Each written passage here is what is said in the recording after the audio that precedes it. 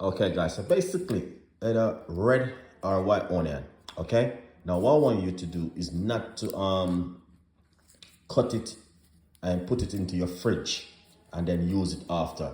Did you know that an onion, when you cut an onion and you put it down, it's sucking up all the bacteria, the germs, everything from around it. So what you don't want to do is to cut it and put it in your fridge or put it in your kitchen and then use it. Or if you go out and you go to a party or you got somewhere for dinner or anything and you see white onion or red onion, do not use it. All right, guys, because it's better for you to cut the onion fresh and eat it instantly, but do not cut the one on a salad bar and then use it. But what I'm gonna do, I will be giving you some more tips and the onion. Stay tuned from Chef Ricardo Cooking, man. There's a lot more to come.